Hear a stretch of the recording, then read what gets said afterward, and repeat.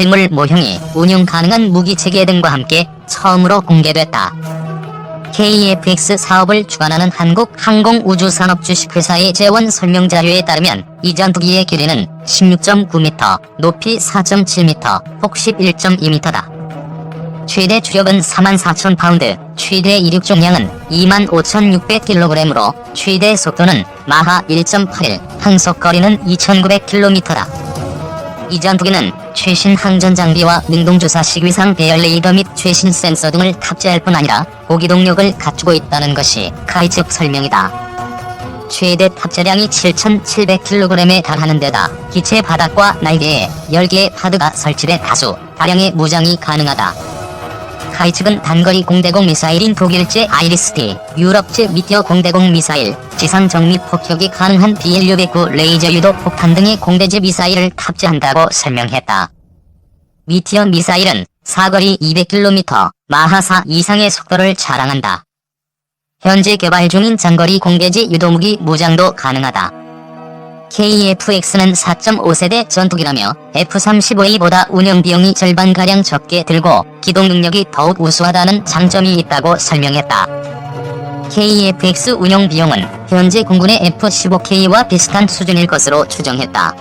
카이 측은 5세대 전투기와 비교해 상대적으로 떨어지는 저피탄 능력에 대해서는 개발이 완료된 이후에도 계속 강화해 나간다는 방침이다. 개발비만 총 8조 8,304억 원이 투입되는 KF-X 사업은 2016년 1월 개발이 시작돼 2018년 6월 기본 설계가 완료됐다. 현재 세부적인 하드웨어와 소프트웨어의 상세 설계가 마무리되고 부품 제작이 진행 중이다. CJ 1호기는 2021년 상반기에 출고된다. 이어 2022년 상반기 초도 비행시험을 시작해 2026년까지 개발이 완료될 예정이다.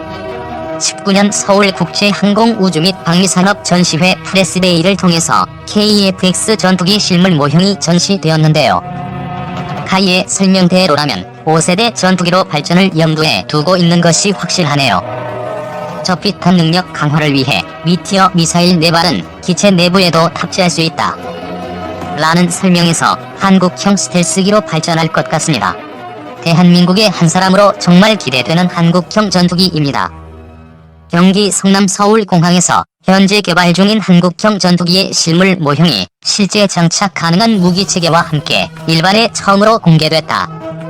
서울 ADX 2019 프레스데이에서 한국항공우주산업 주식회사가 제공한 재원 설명 자료에 따르면 이 모형 전투기의 길이는 16.9m, 높이 4.7m, 폭 11.2m의 최대 추력은 44,000파운드, 최대 이륙重量은 25,600kg이며 최고 속력은 마하 1.81, 항속거리는 2,900km다. 참고로 한반도를 둘러싼 주변국의 주력 스텔스 전투기와 재원을 비교해보면 다음과 같다. 미국의 5세대 전투기 F-22 랩터는 길이 18.9m, 높이 5.08m, 폭 13.56m, 자체 중량 22,700kg, 작전 반경 2,430km, 항속거리 5,400km, 최대 속도 마하 2.5이며 레이더 탐지거리는 200에서 240km에서 1제곱미터 표적을 감지할 수 있다고 전해진다. F-22와 같은 5세대 전투기이지만 F-22가 시험 모델이라면 양산형 모델인 미국의 F-35의 길이 15.67m, 높이 5.28m, 폭 10.67m, 자체 중량 23,000kg, 작전 반경 1,100km, 항속거리 2,222km, 최대 속도 마하 1월 6일 레이더 탐지거리 160km로 알려져 있다. 현재 한국은 지난 3월에 2대를 처음 도입했고 지금까지 총 8대가 들여왔다. 올해까지 5대가 추가로 도입할 것으로 알려져 있으며 내년에 13대를 도입하면 총 26대가 전력화될 것으로 보고 있다. 또한 러시아에서 운영하는 T-50 핵파의 길이 19.80m, 높이 6.05m, 폭 14m, 자체 중량 18,500kg, 작전 반경 1,300km, 항속거리 5,500km, 최대 속도 마하 2.4, 레이더 탐지거리는 350에서 400km에서 2.5제곱미터 표적을 감지할 수 있는 것으로 밝혔다. 다만 잠재적으로 위협이 될 수도 있는 중국은 JA-20은 작전 반경이 2000km라는 주장만 했을 뿐 아직 재원이 밝혀지지 않고 있다. 카이 측은 이 전투기에 대해 최신 항전 장비와 능동 주사식 위상 배열 레이더 및 최신 센서 등이 탑재됐을 뿐 아니라 고기동 성능을 갖추고 있다고 설명했다. 기체 바닥과 날개에 10개의 포드가 설치돼 있고 최대 탑재량이 7,700kg에 달해 최대 무장 시 상당한 전력을 갖출 것으로 보고 있다. 카이 측은 출격 시 단거리 공대공 미사일인 독일제 아이리스-D, 유럽제 미티어 공대공 미사일, 지상 정밀 폭격이 가능한 BLU-109, 레이저 유도 폭탄 등의 공대제 미사일을 무장 가능하다고 밝혀 공중전에서 화력의 압도적 우위를 점할 것으로 전망했다. 그 외 현재 개발 중인 한국형 장거리 공대지 미사일 타우러스도 장착 가능하다고 전했다. 통상 스텔스라고 불리는 적폭탄 능력의 강화를 위해 미티어 미사일 4개는 기체 내부에 탑재가 가능하다. 카이 측 자료는 한국 공군 전력을 유지하고 미래 전장 운용 능력을 갖춘 항공기이며 생존 확률을 높였고 협동작전, 후속 지원 시스템, 공중우세 확보, 그리고 지해상 정밀 타격 수행이 가능한 다목적 전투기라고 설명하고 있다.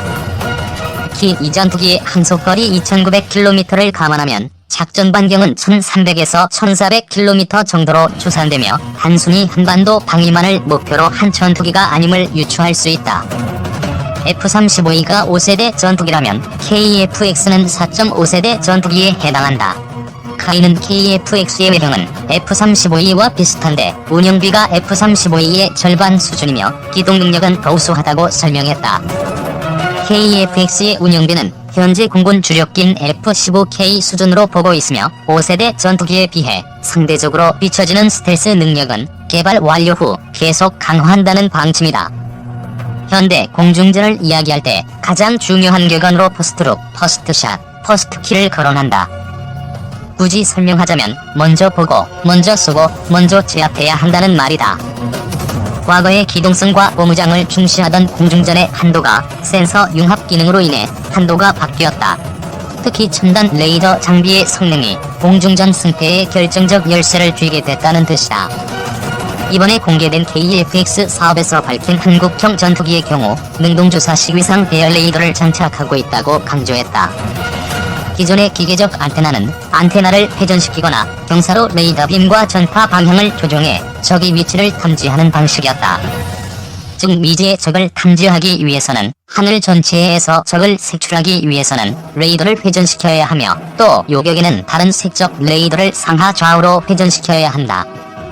양쪽 모두 시간이 걸리고 기계적 고장의 원인이 되며 음속을 넘는 속도에서 교전이 벌어질 때 또는 미사일의 공격에는 특히 취약점을 드러낸다.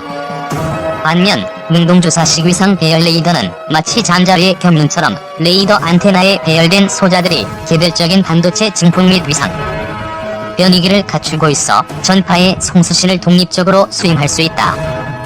각 소자에서 독자적으로 빔을 송출하고 편향할 수 있으며 독자적으로 반사된 신호를 수신할 수 있기 때문에 각 소자에서 편향된 빔의 특성이 모두 다르다. 즉 거의 전방위적 탐지가 가능하다는 말이다.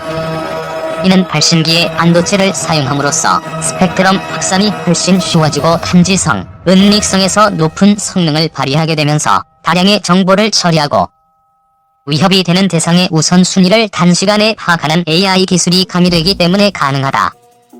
한국은 지난 2007년경 FA-50에 영국 셀렉스사의 AESA 레이더인 빅센 501을 장착하려는 시도를 했다. 그러나 이 계획은 결국 좌절됐다. 제품은 영국산이지만 부품이 미국산이었기 때문에 문제가 발생했던 것. 미국산 전투 장비의 수출과 수입에는 여러가지 제약이 뒤따르는데 삼국 간 합의점에 이르지 못했고 제조사의 레이더 개발과 시기적으로 맞지 않아 최신형 레이더를 장착하려던 계획은 숲으로 돌아갔다. 현재 대한민국도 한국형 레이더 기술 개발에 들어갔다. 지금 추세라면 10여 년 후에는 군사강국이라면 어느 나라든 AESA 레이더 기술이 도입될 것으로 내다보고 있다. 그런 의미에서 지금 연구 중인 AESA 레이더 기술은 미래 전력화의 핵심이 될 수 있다. 다만 이 레이더를 개발하더라도 현재 우리 공군기에 장착할 수는 없다. 미국산 전투기는 지적 소유권이 미국 회사에 있기 때문에 미국 기술로 생산된 전투기에는 한국산 레이더 장착이 불가능하다는 말이다.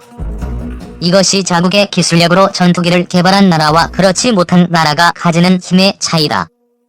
한국공군은 현재 미국산 전투기만을 운영하고 있으며 이에 호환되는 무기체계만 탑재가 가능하다. 이는 전투기와 첨단 기술에 한해서 철저히 미국에게 지원받는 동시에 통제를 받고 있다는 뜻이다. 이런 상황에서 한국이 독자 기술로 고성능 레이더를 개발하고 나아가 전투기까지 자체 생산이 가능해진다면 미국이 과연 좋게 볼 것인가 하는 문제다. 미국 입장에서 지금은 한국이 항공산업의 걸음마 수준이지만 어느 순간 어깨를 나란히 하는 경쟁자가 된다면 곱게 볼 리 없고 양국 간 입장도 불편해질 상황이다. 여러 정황상 방위산업 기술의 국산화가 얼마나 어려운지 알 수 있는 대목이다. 참고로 한국 공군의 주력 전투기 F-15K에 탑재된 레이더 APG-63일, KF-16에 탑재된 레이더 APG-68은 유감스럽게도 기계식이다. 한편 이번 ADX 서울 2019를 준비한 관계자는 이례적으로 실물 모형을 시제품 출시 전에 먼저 공개한 것에 대해 8조 원이나 들어가는 정부의 대규모 국책 사업인 KF-X가 성공적으로 진행되고 있음을 알리는 대국민 중간 보고 차원이라고 밝혔다. 앞서 KF-X 사업은 2016년 1월에 개발을 시작했고 지난해 6월 기본 설계를 완료했으며 현재 하드웨어와 소프트웨어의 상세 설계가 마무리되고 부품 제작이 진행